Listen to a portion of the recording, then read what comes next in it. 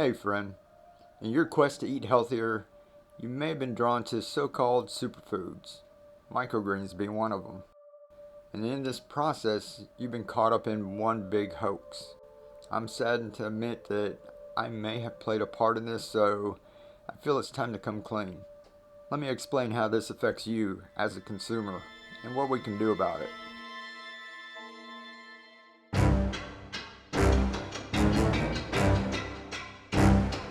Now, a quick Google search for how to make money selling microgreens brings up countless videos of people claiming to make lots of money selling tiny plants.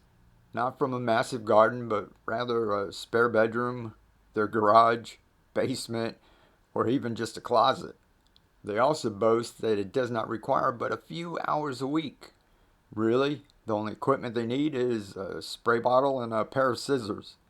Even a typical gardener needs an array of garden tools, a tiller, maybe even a wheelbarrow. A farmer needs massive equipment and a huge labor force. So if it's that easy to start with minimal equipment and supplies and not much labor involved, why do microgreens cost so much? I've been growing microgreens for about 10 years and uploading videos for almost 8. Over that time, I keep getting some of the same questions, which shows me there are huge misunderstandings out there about microgreens. Some of them purposely regurgitated over and over, basically for the benefit of the microgreen growers, not yours. If you've ever shopped for microgreens or tried to grow your own, a lot of questions probably popped into your head. And today, we're going to pull back the curtain on the secretive microgreen community and answer all of the questions that have been haunting you.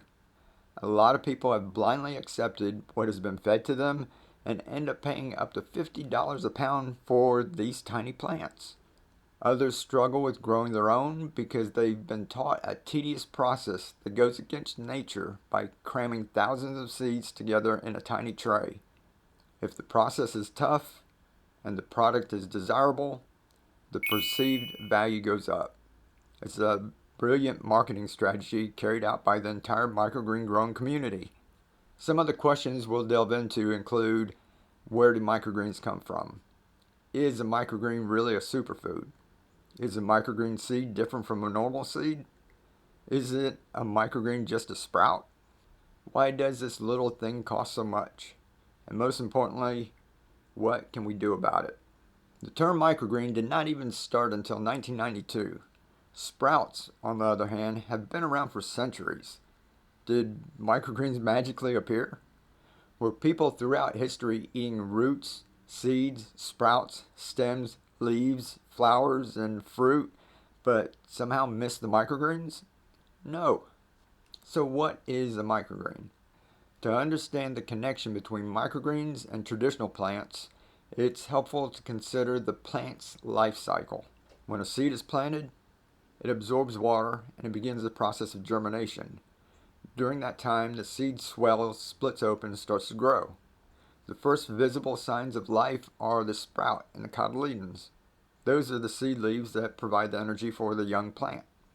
Microgreens are harvested at this early stage, typically between 7 and 14 days, somewhere in between the cotyledons and the first set of true leaves. At this point, the plant is small and tender. If left to grow, the same seedling would continue its journey, developing a sturdy stem, more leafy greens, or even flowers and fruit. This is what I do over and over in what we call a continuous harvest system. Thus, microgreens represent an early phase in the plant's life cycle.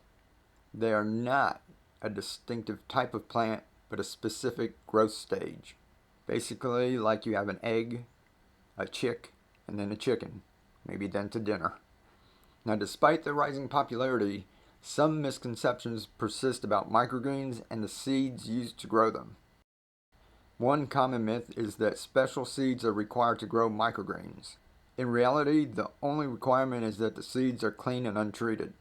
Seeds serve as a starting point for every plant, whether it's destined to be harvested as a microgreen, a leafy green, or a towering flowering plant.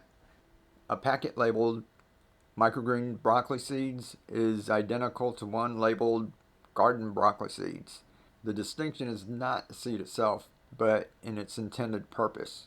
Companies sometimes market specifically for microgreens, but this is largely a matter of convenience. These seeds are often sold in larger quantities and should be untreated or organically certified, making them suitable for quick growth and raw consumption.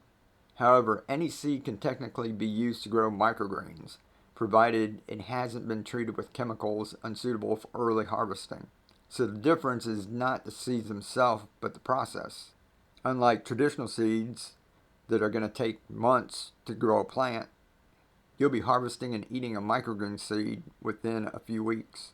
If there's anything funky on the seed, there's a good chance you could be consuming it. So for that reason, you don't want to use traditional seeds for your microgreens. So make sure the seeds you get are from a qualified seller who makes sure that they are treated in accordance to government regulations. Now, as far as I can see, this testing does not significantly raise the cost of the seeds, as you can buy microgreen seeds in bulk at cheaper or comparable prices in relation to traditional seeds. The next question, is it a superfood? Maybe that explains the high price. According to the FDA, there is no definition for superfood. It's just a word that was made up. My guess, it all started with kale. For decades, Popeye was telling kids to eat their spinach. Up until 2009, kale in the USA was mainly treated as garnish. It was used to make dinner plates and buffets look pretty, and then it was discarded. It was extremely cheap at the grocery stores. Rebranding it as a superfood had everyone putting it in smoothies and baking kale chips. The price soared while the cost of production was still the same. Kale never changed. Perception and eating habits did. The next lowly food was the smelly Brussels sprout, tiny mushy cabbages. After some marketing, people were now roasting them and smothering them with bacon, mustard, and balsamic vinegar. Brussels sprouts became sexy, especially when deep fried. After that, every exotic fruit, nut, or berry that the general public had never heard of became referred to as superfoods. Acai, goji berries, hemp seed, quinoa, the list goes on and on. So if those new plants are superfoods, that implies that they're better than the traditional foods. Then why is a microgreen of those traditional plants referred to as a superfood? Do they lose their super abilities as they mature? You've probably heard from microgreen growers, myself included, boast that some, not all, microgreens have up to 40 times the nutrient value compared to the mature versions. We always like to throw out the highest value, the best one. What we always fail to mention is that's by weight. Now, it's not unheard of to sit down and eat 8 ounces of broccoli. But 8 ounces of the typical microgreen is an entire 10 by 20 tray. That's a lot of microgreens. And most people are just tossing on a tiny handful on their meal or sprinkling it on as garnish, like we used to do the kale. In my opinion, they're a healthy addition to a well-balanced meal, not a so-called superfood. So far, a microgreen is basically a sprout. It's easy to grow, and you can grow it just about anywhere. And there's more. They take little time, just like sprouts. A gardener or farmer spends weeks to months growing a product. Along that time, any number of things can happen, from pests to disease to erratic weather. Most crops are grown during 2 seasons, spring and fall. If something happens, usually there's no time to start over again, and they end up waiting until the next season. Totally devastating for most farmers.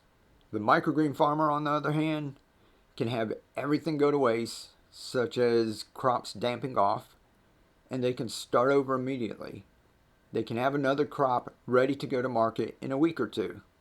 You're probably beginning to see why this is referred to as such a lucrative market. Easy and low cost to start, easy to maintain, highly desirable product by blanket marketing all microgreens as superfoods, can be grown in a tiny space, and is market ready in 7 to 10 days. On top of this, there's no fertilizer involved. That is a major expense for farming and gardening, whether it's commercial nutrients or natural compost. Maybe these microgreens aren't worth $50 a pound. There's a few more reasons some growers give to justify the cost. You need soil, which is either discarded and leaves them having to buy more soil with each crop, or it's composted, which takes a lot of time and labor to reuse it. The other is they claim it's not as easy as it looks. You have to tend to your microgreens several times a day. Miss a few waterings and you lose entire crops, or a few trays in your bedroom closet. The other is you have to wait your microgreens to get strong roots, so they put massive blocks of cement on each tray, day in and day out, moving cement blocks. Who wants to do that in their kitchen? That's where I come in. My mission is to make the whole process as easy as possible. Everyone will know microgreens are just tiny plants. I'm experimenting on several soilless growing methods. I'm also using clay pebbles and sand, which are reusable much faster than soil. I don't weight any of my microgreens, nor does nature. They're forcing a plant to do what it naturally does not want to do. Think about it. Does a farmer weight down his entire field, cement blocks laying everywhere? As far as having to baby them several times a day, I'm working on several self-watering systems, making it basically a set it and forget it way to grow. When people see that microgreens are healthy plants, not superfoods, and that they're easy to grow, the only thing microgreen growers will be saving you is a little time. Not months to grow a vegetable. They're saving you a few minutes of setup and about a week of waiting. Maybe then the mystery around microgreens is dissolved and the price will come down, making a good food product more available to everyone. Maybe the growers will stop boasting about making thousands of dollars for a few hours of work. As more people learn to grow their own microgreens, demand for the high-priced product goes down and the price will drop. Who knows?